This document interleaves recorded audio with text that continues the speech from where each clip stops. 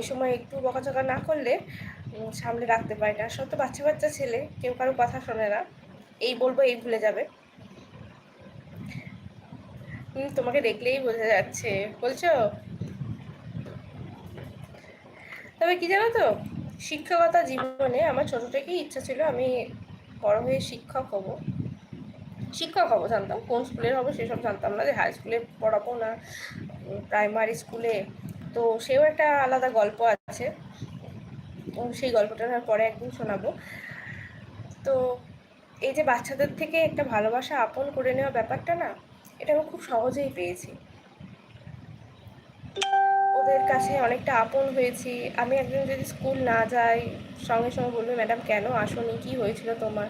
বা হয়তো আমি কোনোদিন টিফিনে বাড়ি আসবো, তো ওদের বললাম যে আজকে আমি টিফিনে কিন্তু ছুটি নেব, ওরা সাথে সাথে বলবে তুমি কেন ছুটি নেবে, তুমি না থাকলে আমরাও থাকবো না, আমাদেরও ছুটি দিয়ে দাও। তো এই বিষয়টা ওরা যে আমাকে কতটা ভালোবাসে, কতটা ভালো লাগে এটা।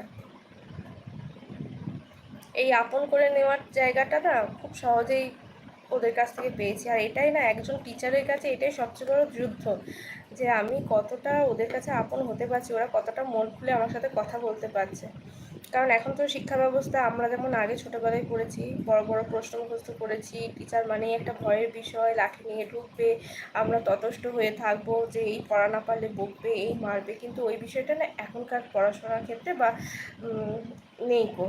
এখন যেটা আছে সেটা হলো তুমি তোমাকে ওদের উৎসাহ দিতে হবে, কারণ প্রত্যেকেই তো পড়াশোনায় ভালো হয় না, বা পড়াশোনা ছাড়াও অনেক দিক আছে যেখানে ওদের খুব ভালো লাগে, সেই বিষয়গুলো ওরা খুব ভালো পারে, সেই বিষয়গুলোতে জোর দেওয়া। আমি চেষ্টা করি যে ওদের মতন হয়ে থাকা, ওরা যাতে আমাকে ভয় না পায়, ওরা মন খুলে সবটা বলতে পারে, চেষ্টা করি। টিচার মানে স্টুডেন্টকে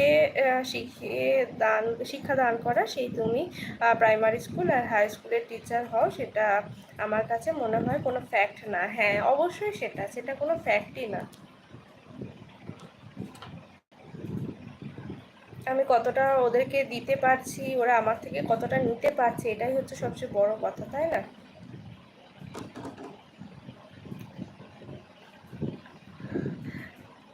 হুম। এই কেউ নেই দেখছো, মানে বেশি জ্ঞানের কথা বলে ফেলেছি, তাই বলে যারা ছিল তারাও চলে গেছে।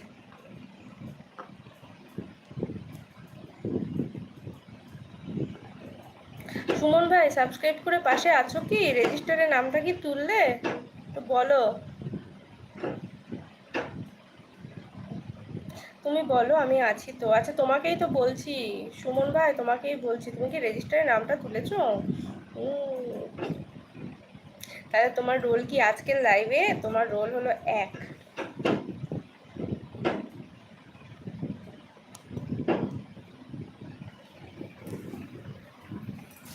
দাঁড়াও, তোমাদের কালকে মেলার থেকে না একটা বেশ কয়েকটা সুন্দর সুন্দর জিনিস কিনেছি দেখার। এখন হয়তো বুঝতে পারবে না, অন্ধকারে ভালো বোঝা যাবে। এই যে এই দেখো কেমন লাগছে বলো, এটাতে আবার আলো জ্বলবে, আলোটা বুঝতে পারবে নাকি বলতে পারছি না। এই যে বুঝতে পারছো? দাঁড়াও, আচ্ছা ঘরে আলোটা একটু নেট হয় তাহলে যদি বুঝতে পারো।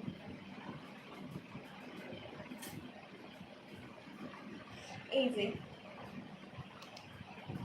কেমন হয়েছে বলো?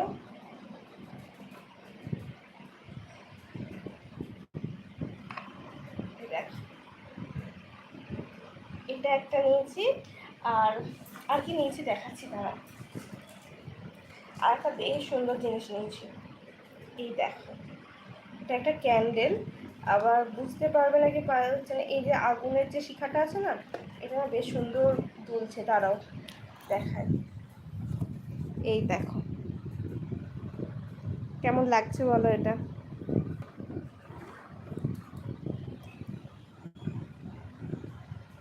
খুব সুন্দর।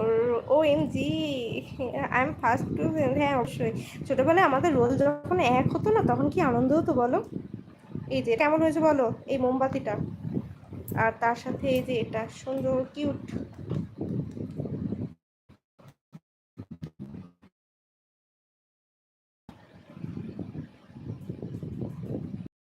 আমার কিন্তু এই দুটো বেশ